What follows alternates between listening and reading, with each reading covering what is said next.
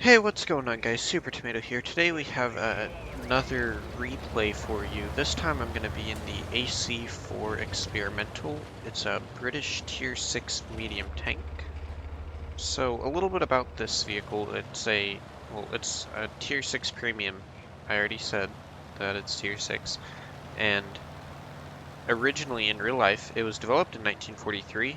And the whole idea of it was that it would take the AC-1 hull and put it with uh, customized or upgraded version of the AC-3 turret and be able to mount the 17-pounder gun. But it was eventually canceled in July of 1943 before it could reach full production. So, in game, how is it? Well, in my experience, it is an okay at best vehicle. The gun is okay. The biggest thing that it suffers from is its accuracy is just not very good. And because of that poor accuracy at 0.37, you're looking at really wasting a lot of your very precious rounds of ammo. It only carries 50 rounds of ammunition, which seems like it should be enough, but it's not. You go through 50 rounds so fast with a 4.79-second base aim time or reload time. It just doesn't feel like you can carry a lot. You really have to rely on your team to pull some of their weight. So whenever you do have a good game, you don't end up losing because you can't kill all of them. Armor wise, it's not very good. It's 65 frontal hull armor, 45 side and 45 rear. You're not going to be bouncing anything, or at least you shouldn't. And the top speed is 60.4 kilometers per hour, which you don't really see very often. It doesn't really get up and go very well. These tanks really are not known for their goodness, let's put it that way, their wellness.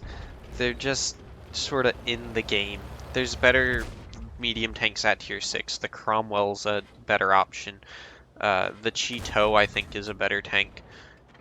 Any of the Shermans are just better because they do about the same damage, 150 damage a shot with this thing, and they just go faster, and they're all not bouncing anything. One of the few places this thing actually excels is it has 10 degrees of gun depression. So you are able to just poke your head over a hill and shoot over the hill. But besides that, I think most people would be disappointed in it, especially if they've played any other tier 6 mediums. I mean, let's just take a look at the comparison of it to its premium counterparts real quick. So here we have the AC-4 being compared to the Britannia Panther, Cromwell B, Firefly VC, and the T-3045M. And already, the DPM's so much worse. The penetration is actually the best of them. The damage is right in the middle, and the rate of fire is right near one of the worst, just below the 3045M, but the 3045M does 30 more damage a shot. Ammo capacity, it's just so bad. It's got 50 rounds of ammo compared to 79, 64, and that means that your potential damage is just, over 1,000 lower than the next most, or lowest, which is the Chromo B.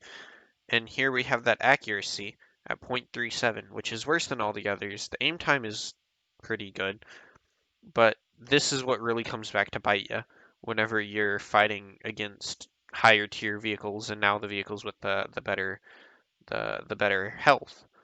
Uh, Gun depression wise, it's the best. Somehow it's got the second best forward speed, but it sure doesn't feel like that because it's only got 330 horsepower. So the Britannia Panther has 700, so it weighs more, but you're pushing 4 more horsepower per ton because it's just so much more horsepower. And you look at the Cromwell B, 23, 3045M, 15, and the 3045M can bounce stuff. The AC4 can't. If we look at the armor, there's something wrong here because it says it's got 0 millimeters of frontal armor, and it sure feels like that, I can tell you that. But the frontal armor, that 65 is not angled very well like a 3045M, which already has 10 more millimeters of frontal armor. The Britannia Panther has 15 more, It's just stuff like that that really makes this vehicle subpar at best. So let's get back onto that replay real quick. So the AC4 is a pretty disappointing vehicle that Wargaming, I think, should really look at and try and make a more competitive tank, because I think there's a lot of potential for it to be a good British premium medium tank for people that are just getting to tier 6 or just kind of getting into the game as a stepping stone almost. I mean, I think it looks pretty cool. I do genuinely like the look of the tank. It's got a very interesting whole machine gun, to say the least, but it's a fun looking vehicle. And it does have that potential there. It's just, I don't see Wargaming ever really improving it beyond what it is already. So, would I recommend to purchase this tank? To put it completely bluntly, no. I really wouldn't. Again, you can get the T-3485 from the tech tree as well as this thing. The T-3485M is just a better tank. It's just better. There's no doubt about it. It can be used to block shots, its gun's more reliable, and it's just not as underwhelming as this. So, in the replay that we got going on in the background, my team is slowly starting to slip. We've kept it pretty even this entire game, but things are just starting to go from bad to worse. This flank's falling, the cities or the factory area is falling, so now I have to engage this T-3485, and somehow this heavy tank number 6 just doesn't bother shooting at me, which is fine by me. But that sucks for that Jagdpanzer IV who decided to push down the hill. So now he goes down and I'm basically alone on this flank. So I need to take away one of the sides that's shooting at me, and my best option is to fight this T-3485. So I have to push towards this T-3485 to have a chance of even staying alive for the next minute or so. So as I push him, here he is just sitting around the corner. He puts a shot into the ground, I put one into him, and I'm able to beat his reload luckily and take him out. And that gets me far enough around the corner to where the heavy tank number 6, who's going to chase after me, is now showing his backside to the Hellcat and the artillery and starts getting shot in the back. And I'm able to get back shots in this 3045M. And right as I kill him, this Sherman shows up. So the timing couldn't have been better for me. But now I have the issue of I've got an M4 Sherman behind me, and then the Churchill 1 decides to show up in front of me over there. So I have to decide, do I want to take the Churchill 1 on, or do I want to take the Sherman on? And at first I was going to go after the Churchill. I was really indecisive, and that shot right there was a shot from the Sherman. So I decided that I had to take out the Sherman to try and save my Hellcat over there. So now I'm going to be pushing this Sherman, and he's just going to be right around the corner here. He hasn't moved really, and the KV-2 shows up. So the Hellcat is in a bit of a pickle and is pretty much dead. The Sherman has heat loaded, which kind of caught me off guard, because I knew he couldn't really pen me with standard HE unless he got lucky. And luckily he low rolled on the second heat round and only hit me for 319 and caused me to stay alive with very little health remaining. Now at this point, looking back on it, I probably should have been a little bit more careful with my shots there, because I'm only down to 15 remaining and I still have that KV-2 to deal with, who is on a lot of health, and then their Churchill 1 was full health the last I saw him. And this is where that ammo capacity just makes you not enjoy this thing. This was by far the best game I've ever had in this thing. Admittedly, I don't have very many battles in it, but it's still really annoying that even now, because my team wasn't able to do more damage to these guys, or the fact that the Churchill 1 basically stayed in the back the entire time, and the new health system with the Churchill 1 having like 900 something, I don't feel confident in my ability to win this right now, even though I still have 15 rounds of ammo left, because the accuracy is just not very good. So now we've got two people on cap. We can almost guarantee the KV-2 is one of them, and there they both are, the KV-2 and the Churchill. And so I start aiming, That shot goes into his tracks. It still resets him. I'm going to put another one at his turret, and it goes right over the top of his turret because that accuracy is just very unreliable even when they're not moving. I'm able to get a shot into his lower plate there and another one into his upper plate. But at this point, I need to start looking at how I'm going to reset the KV2. Because if I can't reset the KV2, there's no way I'm even going to stand a chance of winning this. So I start moving over, 12 seconds. I got to stop and take another shot at this Churchill. And it goes over the top of his turret as well, because that accuracy just keeps coming back to bite me. So I reset him. It goes down to 14 seconds now, so I have no choice but to try and find the KV2. I'm going to stop and take one more shot at the Churchill, and it resets it down to 8 seconds. And I know exactly where that KV2 is. There he is. And now I'm just praying, accuracy, please don't fail me. And it almost did, but I was able to sneak the shot right into his driver's port there and reset him with only a couple seconds remaining.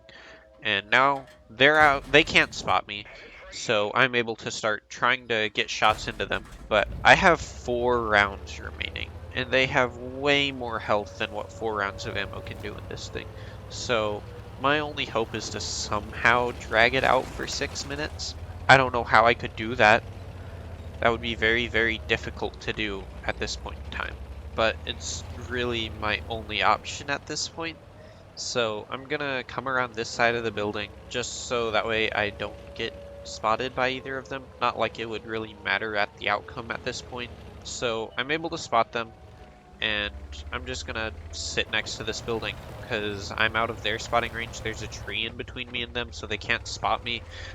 And I just gotta pray. I just gotta pray because there's nothing I can do. So I'm just gonna sit here and let the cap timer count up as high as it can go. I know where they're at. The Churchill is hiding behind the KV2, so there's not very much I can do to secure the kill on him. And the KV2 is the one in cap anyways. He's the one that I really need to put my shots into and save them for. So now we just let them cap up a little bit more so I can hopefully get that extra XP from resetting them. So here we go, there we go. Reset it at 98, kind of back away from where I was sitting. And now I'm aiming in, and that's where I see my death. Anyways, let's jump on into those battle results and see how I did. So here we have the battle results. That was a 3,974 XP in the end game. Ace tanker, high caliber defender for the shots towards the people that were in the cap, obviously. If we go to look at the team score, that was 3,432 damage, which is double what anyone else on my team did, which is really disappointing because the thing that really let me down was the fact that if you miss any sort of shots, you're kind of screwed, and it's just kind of sad with this thing. Shout out to TJE2000 as well, because after the battle he messaged me and was like, hey, I'm sorry about ruining your game, that was a complete blind shot. So shout out to him because he was very, very nice afterwards.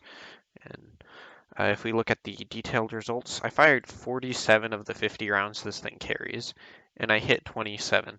So I missed 20 shots, but the accuracy of this gun just really didn't allow me to hit some of those fully aimed in shots, which is what, again, led me to not being able to win this one. So I hope you guys enjoyed. Like and subscribe for more content like this. I'll be doing some more replays. I got some more ideas in the works. And follow my Instagram. It'll be down below for behind the scenes content and just notifications as to when I'm going to be uploading videos. And also I have a Facebook page now, which will have the same sort of thing. So if you have Facebook or Instagram, follow those. And I'll catch you guys in the next one. Peace.